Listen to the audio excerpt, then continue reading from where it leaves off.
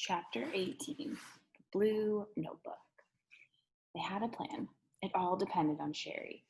Everyone just hoped she wouldn't fall asleep first. Sherry often fell asleep in class. Come on, Sherry, thought Dee Dee. You can do it. Sherry looked out the window. The sky was full of big, fluffy clouds. She yawned. The clouds looked like giant pillows. Sherry imagined herself wrapped up in one of those clouds, soft and cozy. She pulled her blue and red overcoat snugly over her head. Her eyes closed, then they opened wide. "What's it?" she shouted. "Sherry," said Mrs. Drizzle. "Look," shouted Sherry, pointing at the window. "It's a hurry." Her long eyelashes stuck straight out. Mrs. Drizzle hurried to Sherry's desk. "What is it?" "A spaceship," said Sherry, "from outer space." On the other side of the room, Dee Dee dropped her pencil. She bent down to pick it up, then stayed down. Dee Dee was part of the plan, too. She had a dangerous mission. She had volunteered for it. She felt it was her duty, since she was the one who had brought Louis up to meet Mrs. Drizzle in the first place. "You don't have to do it," Ron had told her. "Mrs. Drizzle would have seen Louis sooner or later." "No, I'll do it," Dee Dee had bravely replied. Now she crawled across the floor. Mrs. Drizzle looked out the window. "Where?" she asked. "Wait, it went behind the cloud," said Sherry. "What did it look like?" asked Mrs. Drizzle. "Like a giant hamburger," said Sherry, "but there was a sizzle stick hanging down from the bottom." Dee Dee crawled up to the teacher's desk. She reached up and quietly opened the top drawer. She removed the blue notebook. Mrs. Drizzle stared out the window. "What's a sizzle stick?" she asked. "I don't know," Sherry said very mysteriously. "They don't have them here on Earth." Dee Dee crawled safely back to her seat. At recess, everyone crowded around Dee Dee as they went through the blue notebook. "Louis once put a frog in Mrs. Drizzle's shoe," she said. "Why wasn't her shoe on her foot?" asked Jenny. "It doesn't say," said Dee Dee. "There's a whole list of bad things Louis did, and he made it sound like Mrs. Drizzle picked on him for no reason." "No wonder she put a trash can on his head," said Todd. "What else did he do?" asked Eric Bacon, who was always looking for new ideas. But Dee Dee had already turned the page. "There are other kids a lot worse than Louis," she said, flipping through the pages. "What are you looking for?" asked Ron. "I don't know yet," said Dee Dee, "but I'll know it when I see it." She saw it. It was a note to Mrs. Drizzle from a girl named Jane Smith. Dee Dee read it aloud. "Dear Lizard Face, guess what? I didn't do my homework again. Ha ha ha. And there's nothing you can do about it because you're too stupid and ugly. Ha ha ha. My family is moving away tomorrow and you don't know where. Ha ha ha. Rub a monkey's tummy. By the time you get this letter, I'll be gone. Rub a monkey's tummy with your head. Love and kisses, Jane Smith." Everyone was shocked. "How old is that letter?" asked Myron. Dee Dee checked the date, then did the math in her head. Jane Smith wrote it 26 years. "And look," said Ron, reading over Dee Dee's shoulder, "Jane didn't do her last 12 homework assignments." After recess, Sherry saw the UFO again, and Dee Dee returned the notebook to Mrs. Drizzle's desk. Now all they had to do was find Jane Smith. Chapter 19, Time Out. Miss Zarves taught the class on the 19th story. There is no 19th story, and there is no Miss Zarves. You already know all that. But how do you explain the cow in her classroom? Miss Zarves drew a triangle on the blackboard. "A triangle has 3 sides," she said, then pointed to each side. 1, 2, 3. She drew a square. "A square has 4 sides. 1, 2, 3, 4. She walked around the cow to the other side of the board. She drew a pentagon, a hexagon, and a perfect heptagon. "A heptagon has 7 sides," she said. Miss Stars was very good at drawing shapes. When most people try to draw heptagons, there's always one side that sticks out funny. But Miss Stars' heptagon was perfect. Every side was the same length and every angle the same degree. It was a great talent, but nobody appreciated her. Nobody appreciated anything she did. It was like they didn't know she was there. She counted the sides of the heptagon. 1, 2, 3, 4. "Moo," said the cow. Miss Zarves dropped her chalk. She glared at the cow. "I hate this," she shouted. It was a brown cow with a white head. "It's all right, Miss Zarves," said Virginia, her best student. "I'll get the chalk for you." "No," said Miss Zarves. "Leave it where it is. The cow made me drop the chalk. The cow should pick it up." Her students gaped at her. I will not continue, said Miss Sarves, until the cow picks up the piece of chalk and draws a octagon on the board. She folded her arms across her chest, stared at the cow, and waited. Ray raised his hand. Yes, Ray, said Miss Sarves, arms still folded across her chest. Cows can't pick up chalk, said Ray.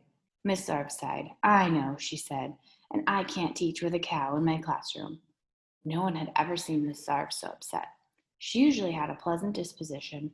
It's okay, Miss Sarves, said Virginia. I don't mind the cow. You get used to it after a while, said Ray. What cow? Asked Nick. Oh, that one. I forgot it was there. Miss Sarves smiled. She knew her students were trying to make her feel better. Other classrooms have goldfish or hamsters, said Virginia. It's really no different. No, said Miss Sarves, I won't have it. All my life I've tried to be accommodating. I've never been one to complain. And what has it gotten me? A cow. She shook her head. When I was a little girl, my friends never did what I wanted to do, she said. I always had to do whatever they wanted. And my teacher never called on me in class. She always called on the kids who just shouted out without raising their hands, even though she said she wouldn't. She'd say, I won't call on you if you don't raise your hand, but then she always did anyway. But I was a good girl. I never shouted out. And she always did things alphabetically, so I was always last, if there was time for me at all. My parents were too busy for me. They were always dressing up and going out to fancy parties.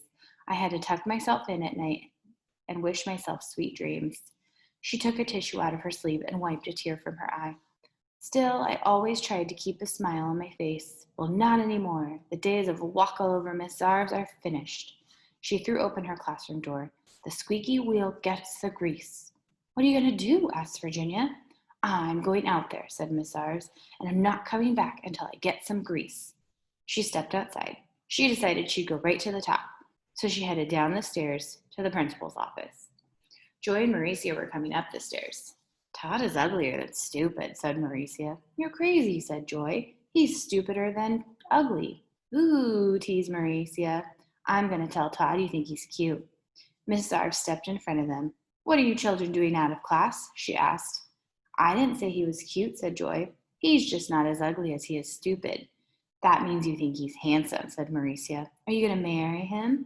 I asked you a question, said Miss Sarves. Ugh, gross, said Joy. I'm a teacher, said Miss Sarves.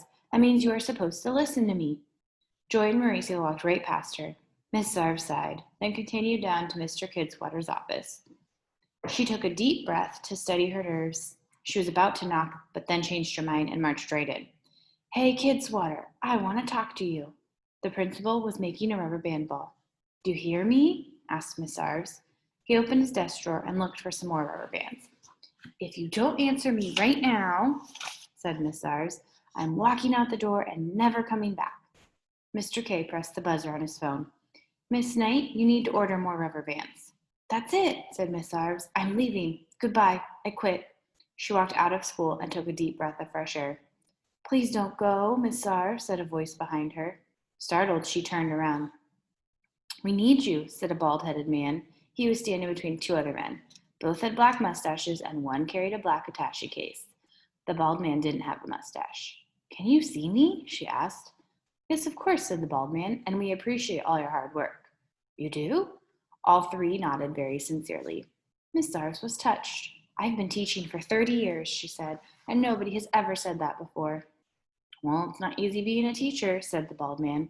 I don't get any respect, said Miss Sarves. People treat me like I'm a nobody. It's not easy being a teacher, said the man with the attaché case. You have to work long hours for very little money. I've never gotten paid, said Miss Sarves, and this is the first time in 30 years I've ever left the building. It's not easy being a teacher, agreed the other man with the mustache. Even the book I'm reading in my class, said Miss Sarves, the author makes fun of teachers. It's a tragedy, said the bald man. Then why do it? Asked Miss Sarves. Why teach anymore? I could quit and nobody would care. The children need you, all three men said together. Miss Sarves sighed. I like to teach, she said. I really do. I love the children. It's just... She stopped and wiped her eyes. The man with the attaché case opened it. He took out a handkerchief and handed it to Miss Sarves. Thank you, she said, blew her nose, then gave it back to him. He placed it back in his attaché case. Can you at least get the cow out of my classroom? She asked. The bald man smiled. I'll see what I can do, he said. Miss Sarv smiled as she slowly shook her head. Then she turned and walked back into the building. Chapter 20, Elevators. Mr. Kidswatter's voice came over the loudspeaker. Good morning, boys and girls. There was a usual pause. I have a very important announcement, said Mr. K. Elevators have been installed in Wayside School. For a second, the kids on the 30th floor were too stunned to speak. Then everyone went crazy. Yahoo! Yelled Sherry. Hot diggity dog, shouted Damien. Everyone was yelling and jumping. Zippity-doo-dah, shouted Mr. Zill. Cheers could be heard coming from every classroom in Wayside School. The higher the classroom, the louder the cheers. Now, before you all rush out and use the elevator, said Mr. Kidsweater, I want to talk a little bit about elevator safety. I don't want the same kind of chaos that we have on the stairs every day. I don't know how many times I have to tell you, when you go up the stairs, stay to the right. When you come down the stairs, stay to the left. But still, everyone keeps bumping into each other. Well, that won't happen on the elevators. I have personally designed a special safety system. There are 2 elevators. One is blue, one is red. When you want to go up, you take the blue elevator. When you want to go down, you take the red elevator. It's that simple. It can't go wrong. The blue one only goes up and the red one only goes down. By the way, has anyone seen my coffee pot? And so, at last, Wayside School got elevators, a blue one and a red one. They each worked perfectly one time and never could be used again. Chapter 21, Open Wide. The good news, Jason got to leave school early. The bad news, he had a dentist appointment. I'll never eat candy again, he promised the tooth god as he headed down the stairs. And I'll brush my teeth after every meal, I promise, even if it's just a snack. I'll bring my toothbrush to school. Just please, please don't let her find any cavities. I've heard that song before, answered a voice inside his head. Every time you go to the dentist, it's the same thing. But then, a week later, you're eating candy and forgetting to brush your teeth. This time, I really, really mean it, Jason promised. Too late, said the voice. An hour later, Jason was lying on his back in the dentist's chair. Open, said the dentist. His dentist was named Dr. Payne. She had long fingers and even longer fingernails.